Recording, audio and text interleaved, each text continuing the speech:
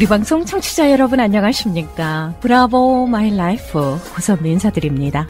우린 사람을 만날 때 얼마나 마음을 내어주는지, 조금은 계산적으로 마음을 나누고 있지는 않은지 생각해보게 됩니다. 계산과 많은 생각이 존재하는 만남은 진심이 전해지지 못하고 오래가지 못할 것입니다. 내 마음 한편을 내어줄 수 있을 때, 그때 바로 진정한 소통과 다정함으로 기억될 수 있겠지요. 진정한 마음을 나누는 따뜻한 오늘 되시길 바랍니다.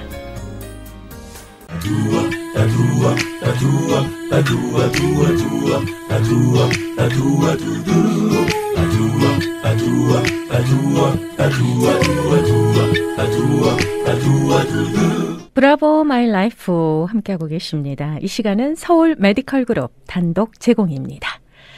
자, 매주 토요일마다 함께해 주고 계십니다. 서울 메디컬 그룹의 재정이사이자 내과 전문의시죠. 한경모 박사님 자리해 주셨습니다. 인사드릴게요. 안녕하세요. 네, 안녕하세요. 네, 반갑습니다. 네, 또 뵙습니다. 반갑습니다. 네네.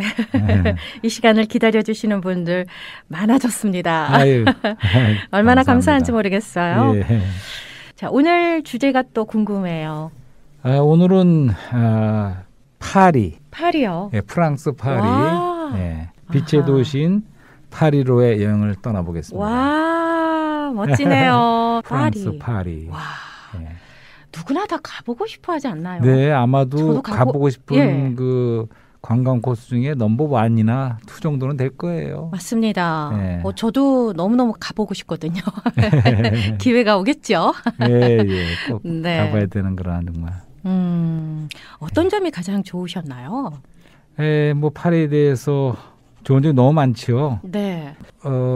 유럽 여행을 우리가 인문학 여행을 떠나는데, 이제 우리는 유럽의 어떤 문화와 문명과 또 종교, 네. 기독교죠. 아하. 이런 문화, 문명, 기독교 전반적인 거를 좀 둘러보려고 그러는데, 네네네. 결국 가보니까 역시 좋긴 좋더라고요, 유럽이. 그렇습니까?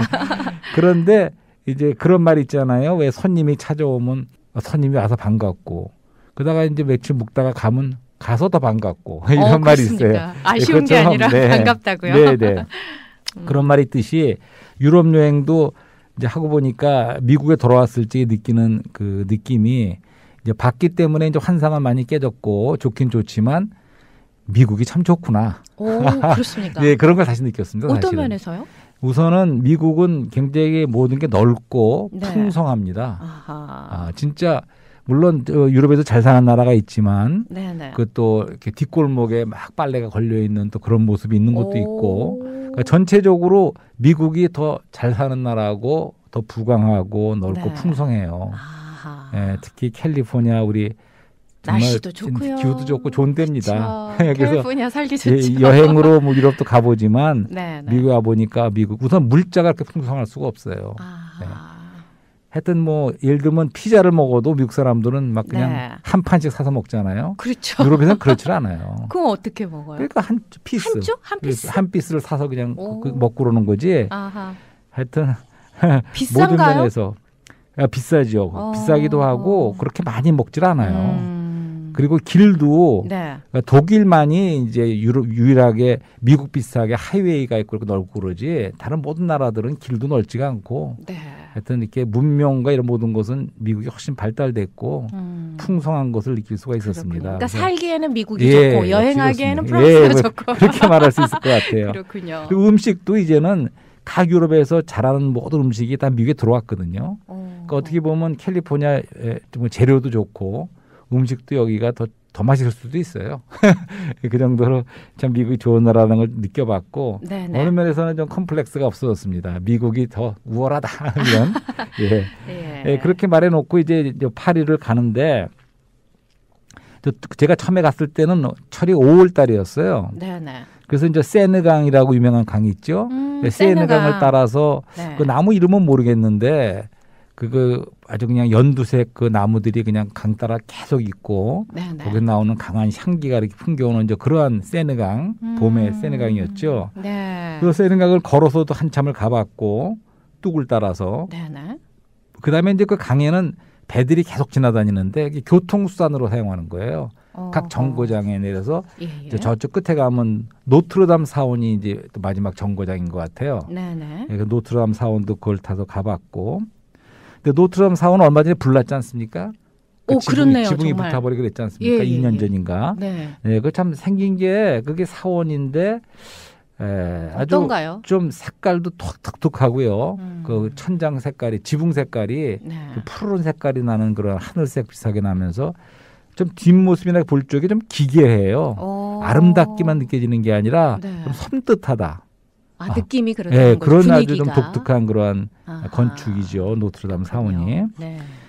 그다음에 이제 빠질 수 없이 봐야 되는 곳은 뭐 에펠탑 유명하고 또 개선문. 네. 또 개선문까지 이르는 그 길이 있는데 그 광장과 길이 있는데 그렇게 아름답다면서요. 굉장히 넓어요. 하여튼 그렇게 넓은 길을 그 당시에 몇백 년 전에 했는지 몰라도 그렇게 네. 만들어 놨구나. 이제 그러한 저 광장과 길도 유명하고. 네네네. 근데 에펠탑은 뭐 한번 올라가려면 몇 시간을 또 기다려야 돼요. 그러니까 그것이 문제입니다. 파리가. 그렇습니까? 인기가 있고 하다 보니까 가는 곳마다 베르사유, 루브르 박물관 이제 막 줄이 긴 줄을 서서 몇 시간씩 기다리는 경우도 있고. 어쨌든 우리는 어떻게 빨리 좀 어떻게 돼갖고 일찍 올라갔습니다. 그래서 그리고 그 나중에 저녁에 이제 좀 떨어진 데서 에펠탑을 보는데 그때 불꽃놀이가 했었어요. 그럴 때 아주 환상적인 모습을 연출하죠. 에펠탑을 중심으로 해서. 그 사실 그 에펠탑 건설할 때 모파상이 그렇게 반대를 했다면서요. 아 그래요? 네. 반대했는데 뭐 세워지고 나서는 거기서 점심도 먹고 예. 뭐 노이즈 마케팅이다 뭐 이런 말도 있고 그렇더라고요. 그 어떤 그 도시에 대표할 수 있는 그런 게 하나 있다는 것이 대단한 것 같아요. 만약에 에펠탑이 없었다 그러면 파리가 좀 어땠을까 싶을 정도로. 그러니까 배를 타고 세느강을 가면서도 계속 에펠탑이 멀리서 보이고 이런 아주 랜드마크가 됐죠. 그렇군요. 파리를 상징하는 뭐 에펠탑이라고 할 수 있겠네요. 그다음에 이제 몽마르트 언덕이라고. 몽마르트 언덕 시에서 나오는. 근데 거기에 좀 그 파리가 내려다 보이는 이제 언덕이 올라가게 되면 거기는 화가들이 모여 살고 그래요 지금도. 그 그림을 꼭대기 올라가면 그렇게 전시해놓고 팔기도 하는 그 화가들이 사는 그런 언덕인데, 근데 한 가지는 거기에 굉장히 많은 그 호객행위를 하는 그 상인들이, 아랍계통 사람으로 보이는 사람들이 그렇게 막 있어요. 그래서 좀 약간 치안이 걱정스럽기도 한 또 그런 면도 있었습니다. 그렇군요. 몽마르트 언덕에. 그래서 나중에 알게 됐지만 이제 또 이 공항을 가는데. 기차를 타고 가본 적이 있어요. 파리로부터 돌아가는 길에. 그럴 때 그 기차를 타고 가는 동네가 보니까 또 못 사는 동네예요. 그러니까 파리를 떠나서는 그렇게 빈민촌 같은 게 있더라고요. 그리고 대부분의 거기 기차 탄 사람들이 좀 이렇게 아랍에서 온 아프리카 뭐 알제리인지 하여튼 그런 데 온 그런 분들이 많은 것 같아요. 혹시 베르사유 가보셨어요? 예, 베르사유도 갔죠. 네, 옛날부터 이렇게 하이힐을 발달됐답니다.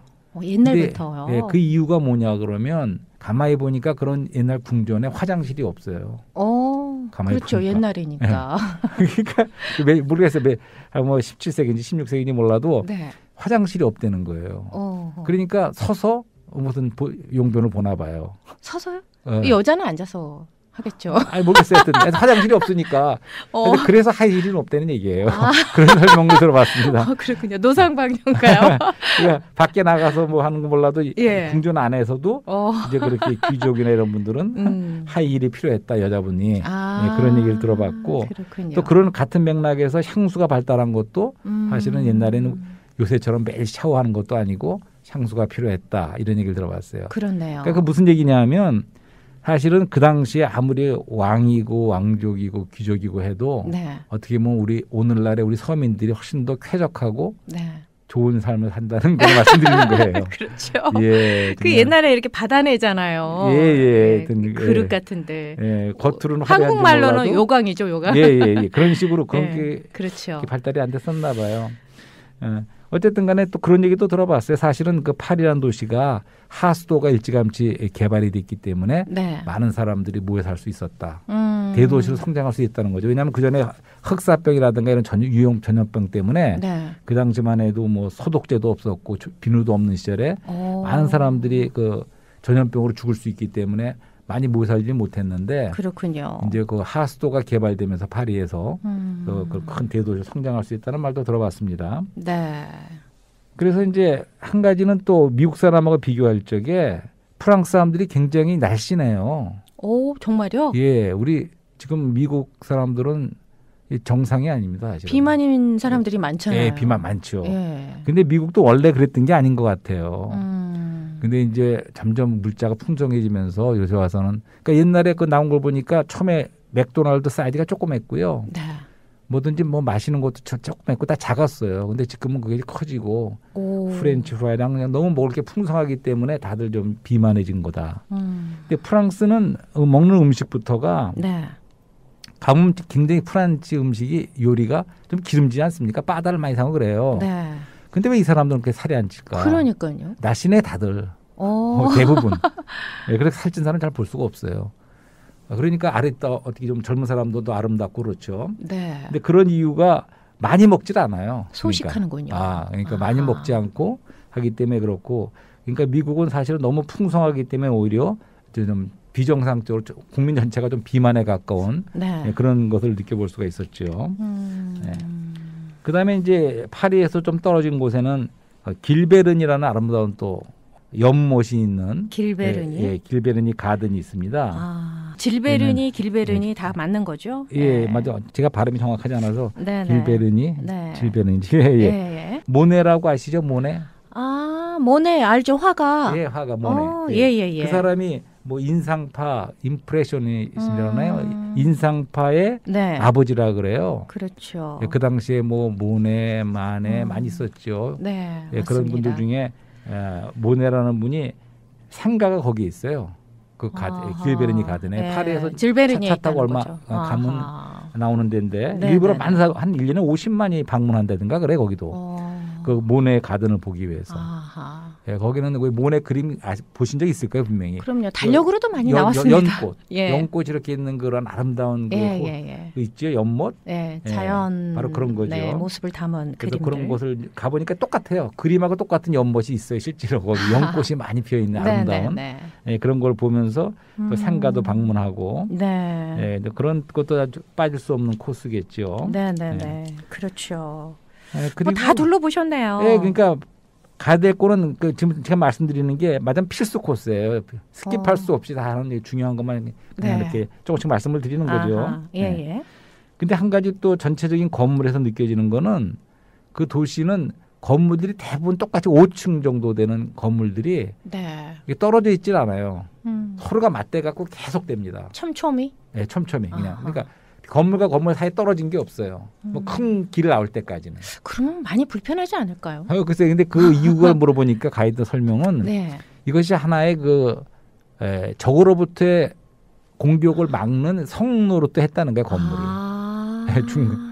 그렇게 깊은 뜻이 있었군요. 예, 그날 뭐 18세기, 17세기에도 뭐 전쟁이 있었는지 그걸 막기 위해서 그렇게 했다는 설명도 들어봤어요. 네. 그렇군요. 그래서 한마디로 이 프랑스라는 나라가 또 설명을 들었다 보니까 생각보다 저력이 있는 나라라는 걸 알게 됐어요. 어떤 면에서요? 아까 말했지 뭐 유행을 선도하는 뭐 사치스러운 이런 면도 있지만 그 반면에 아주 저력이 있는 대학도 솔본느 대학이라는 곳이 굉장히 지성이 높은 그런 대학이고 그리고 산업도 그 나라에 유명한 우리가 알기 쉽게 프랑스는 무슨 산업이 있길래 잘 사나 그렇지만 우리가 알게 모르게 많은 그러한 화학 회사라든가 농업도 발달되고 그 큰 회사들도 많이 있나 봐요. 탄탄한 회사들이. 그래서 프랑스라는 나라는 상당히 저력이 있는 나라다. 그런 설명을 들어봤고 홍세화 씨라는 분이 있었어요. 파리의 운전사라는 그런 책을 냈어요. 그 책에 상당히 그 인기가 있었죠. 한국에서. 파리의 여행사요? 운전사. 택시 드라이버. 예. 그러니까 서울대학 나온 분이 여기서 택시 드라이버를 이제 하면서 파리에 살면서 느낀 점을 갖다가 수필처럼 써낸 글이 있었어요. 그래서 지금까지 기억 남는 거는 그분이 이제 살다 보니까 그 프랑스의 그 사람들에게 있는 하나의 그 톨러란스라는 톨러란스. 그러니까 똘레랑. 프랑스 말은 똘레랑이고 영어로 톨러런스. 음악도 한국말로 있습니다. 관용이죠. 관용. 관용의 정신에 대해서 아주 인상을 받았다. 그런 말이 지금도 기억에 남습니다. 그렇군요. 그건 무슨 얘기냐면 사실 프랑스라는 나라도 오랫동안 그 피비린내난 싸움이 많이 있었어요. 그러니까 종교개혁 이후에 이제 신교와 구교가 이렇게 많이 싸웠고, 네네네. 그다음에는 이제 그 공화파와 왕정파 나뉘어서 서로가 단두대 보내는. 그렇죠. 예, 그 그런 당시에. 아주 예, 프랑스 혁명 이런 그런 시기가 있었어요. 네. 그 유명한 루이 16세도 단두대로 채용되지 그렇죠. 않습니까? 사라졌죠. 예. 그렇게 서로가 죽이고 이렇게 하다가 이제 그 사람들이 배운 하나의 지혜랄까 그것은 서로가 좀 상대방도 좀 이렇게 인정하고 받아주는 관용의 정신. 네. 우리가 다 같이 살아남으려면 예. 똘레랑스 정신. 필요하다. 예. 그런 것이 있다는 얘기를 듣고 네. 이제 그러다 보니까 그래서 이분들이 물론 알제리아든가 식민지를 삼았었지만 네. 현대 와서 그런 사람들을 갖다 받아들여서 그래서 프랑스에 생각보다 많이 그렇게 색깔도 검은 그런 분들이 많이 와 살아요. 네. 그렇지 그들이 그걸 받아주는 또 톨레랑스 정신의 관용의 정신. 정신 때문에 그런 게 아닌가 그런 생각도 해봤어요. 네. 예. 그래서 이제 우리 프랑스 하면 그 자유와 평등 네. 이런 것을 하고 그다음에 계몽주의에 앞장섰던 그러한 문화적으로도 발달된. 네.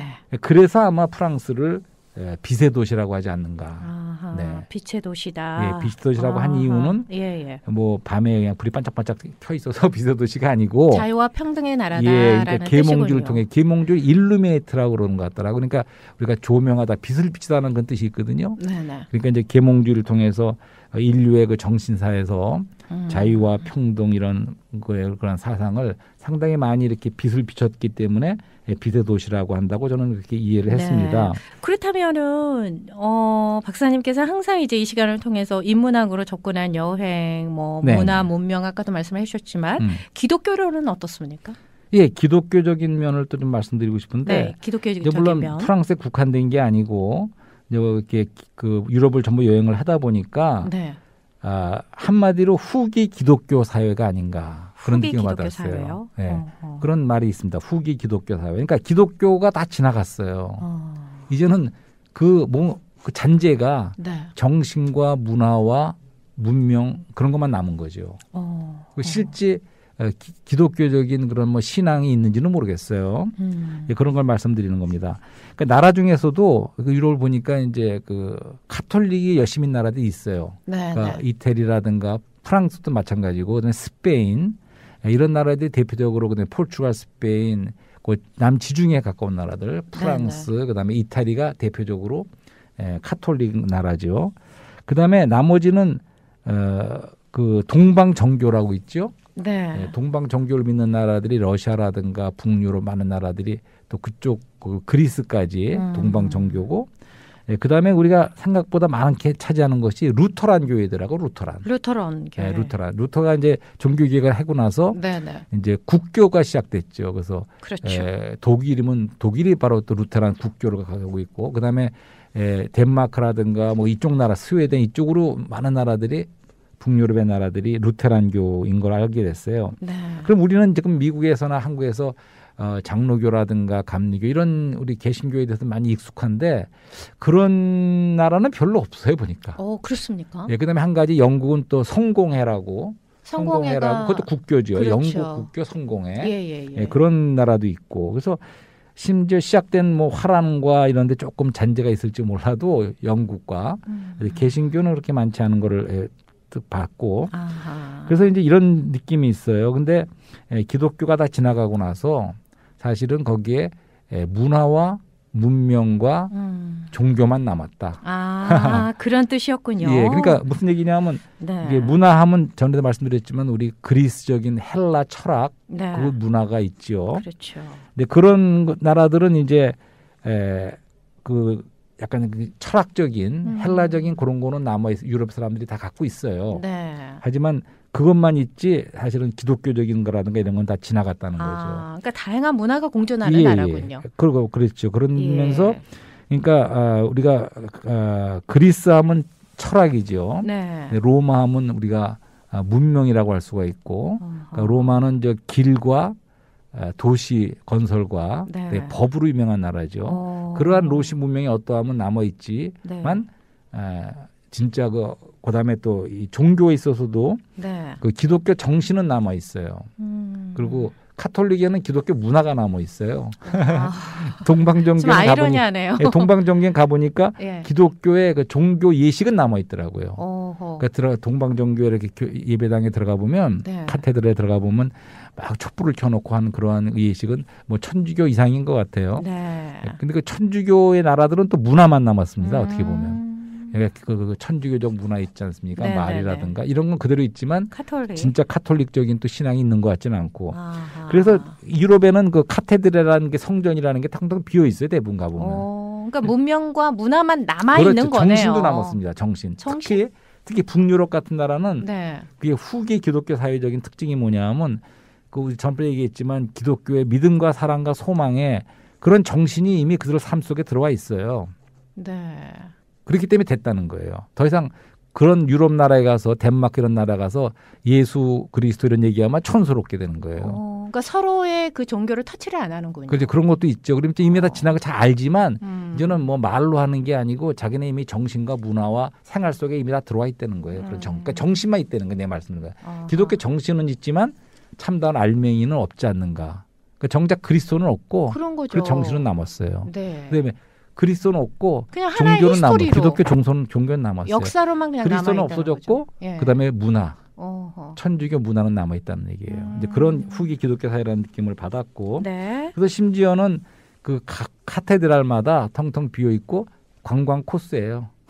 관광객만 들어갔다 나왔다 하고, 네. 그다음에는 이제 영국에는 또 술집으로 변한 데도 있어요. 어머나. 분위기가 좋으니까. 세상에. 네, 그런 말을 들어봤습니다. 그렇군요. 예. 자, 이제 서유럽 관광 여행 네. 관광이 아니고 여행입니다. 네. 빛의 도시인 파리를 쫙 이렇게 스케치를 해주셨습니다. 네, 네.